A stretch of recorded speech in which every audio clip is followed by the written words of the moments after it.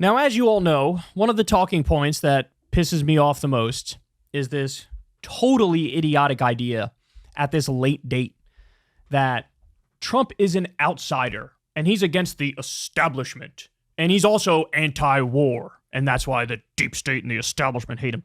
I hate this talking point more than almost any other one because it just totally denies and disregards his entire record, both as a candidate and as president. The idea he's against the establishment is laughable. He's literally having meetings with rooms full of multimillionaires and billionaires where he's chastising them about, oh, you only give me $5 million? Make it 20. If you guys come through on this, I will give you bigger tax cuts. Bragging to billionaires and robber barons, hey, I'm here for you. You just got to give me more money. It's quite a break from the rhetoric of 2015. I'm self-funding. He wasn't, but he would say it. Now it's just, bro, I'll sell myself to the highest bidder. So that's one reason.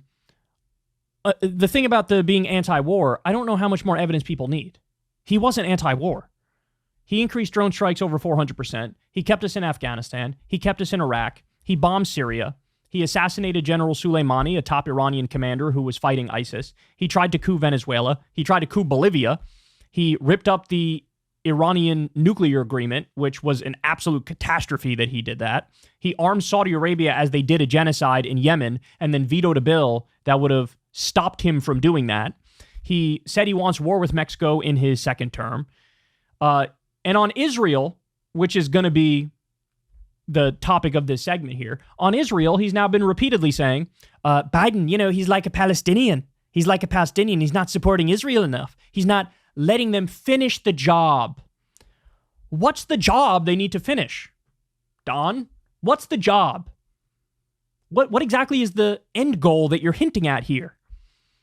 So, look, I can't take it seriously. This is a guy who hired John Bolton and Gina Haspel and Mike Pompeo, the neocons of neocons. He's a fucking warmonger. He's a fucking warmonger. It's that simple. Now, here's Trump giving a speech the other day, and look at just how much he's ramping up the smears on Kamala Harris. Why? Because Kamala Harris had the nerve to have a quick meeting with Bibi, and she didn't go to the speech, so he's attacking her for that. She didn't go to the speech, and in her commentary, she basically said, look, we shouldn't have all these innocent Palestinians being killed. This is what she said. Well, this is not acceptable to Trump and the Republicans. So here's what he says. 2 days ago, she refused to attend the speech in Congress of the Prime Minister of Israel. She said, I can't make it. There was just a small group of people, but they couldn't make it because that's her original thought. That's where she comes from. She doesn't like Jewish people. She doesn't like Israel. She didn't go to Netanyahu's speech, so she doesn't like Jews. Benjamin Netanyahu is a psychopathic, genocidal war criminal who's bombed over 30 hospitals, has bombed every school in Gaza, has bombed factories. All of North Gaza has been wiped off the map. They've bombed UN buildings. They've bombed UN workers. They have literal concentration camps and death camps. This has all been reported. This is all mainstream news reporting all of this stuff. So she doesn't go to the speech, so she hates Jews. She's an anti-Semite because she didn't want to listen to a genocidal war criminal give a speech where he, by the way, lies about Americans and says they're funded by Iran. Lies and says Iran tried to assassinate Donald Trump and has the nerve to say, what the fuck are you waiting for? You better hurry up giving us more weapons so we can bomb more kids. She hates Jews because of that. Did you guys know her husband is Jewish? She hates Jews so much she married one. Does Donald Trump know that he's smearing Kamala Harris here? Yes, he knows. He's well aware. He's dumb, but he ain't that fucking dumb. He knows it's a smear. He knows it's a lie. He doesn't care. He's just trying to win the election. And he's calculated the way for me to win the election, I got to go to the right of the Democrats on Israel. I got to be more hardline. I got to be more pro-Netanyahu. I got to be more pro-Israel. I got to be more in favor of finishing the jab. Again, what does that mean? That's a tough. What does that mean, Don? It means give Israel more money, more weapons, and let them carpet bomb more and kill more and ethnically cleanse more. That's what you mean, isn't it? That's exactly what he means. But he wasn't done. Guys, he's leaning into this line of argument. He's leaning into this line of argument. Look at this. Joe Biden, of course, got a lot of shit when he said, it was actually, I think, in 2020, Joe Biden said, if you don't vote, he was talking to Charlemagne the God, if you don't vote for me, you ain't black. And he got a lot of shit for that. Look at this rank, disgusting identity politics. Look at how shallow and vapid this is.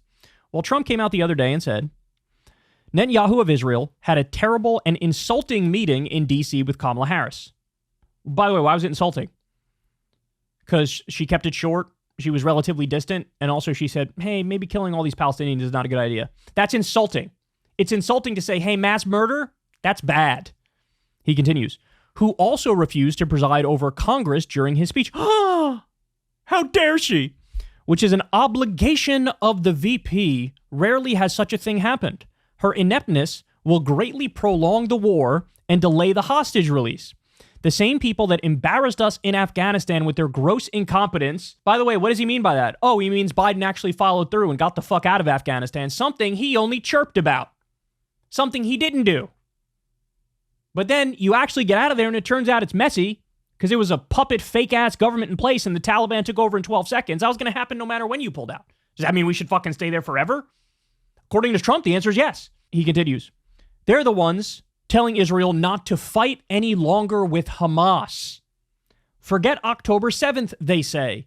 Any Jewish person that votes for Kamala or a Democrat should immediately have their head examined. So, as Michael Tracy says here, Trump in 2024, just like Biden in 2020, if you don't vote for me, you ain't black. If you don't vote for me, you ain't Jewish. And what does he view as the pro-Jewish position? More genocide. More genocide, more ethnic cleansing, bomb more Palestinians, finish the job. Tell me again how anti-war Donald Trump is. Tell me again how he's going to stand up to Netanyahu.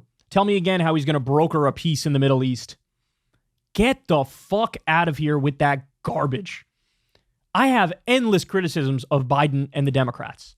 You all know I've been very clear. Biden has been facilitating this genocide from day one, giving them the green light. He's been horrific. You know what the difference between Biden and Trump would be on this issue? There would be none of the rhetoric from the Trump administration that killing civilians is bad. So that's gone. And Trump would send more money and more weapons and let them do more war crimes. That's the difference.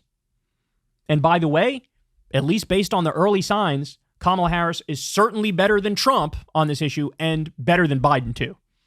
Because she had the political instincts not to go to the fucking speech of a genocidal war criminal and start cheering him. She had those instincts. She had the instincts after the meeting with him to say, too many Palestinian civilians are dying. That can't happen. But look at the debate we're having in this country. Look at how low Trump has stooped. Again, he doesn't care about anything. About anything. Everything is trying to meticulously plot his way along to press the right buttons to get his ass back in the Oval Office and get more power. That's all he cares about. That's all he cares about. He doesn't give a fuck about any of the Palestinian children who've been annihilated in this war of extinction. He doesn't care. He doesn't care. He just wants to get back in the White House. And right now he says, I'm going to go to the right of the Democrats on this issue. Okay. Well, thank you. Next person who tells you that Donald Trump is anti-war, you can tell them to go take a long walk off a short pier. Because, again, that is the most fundamentally untrue thing I've ever heard in my life. Hey, y'all, do me a favor and like and subscribe. It helps out big time in the algorithm.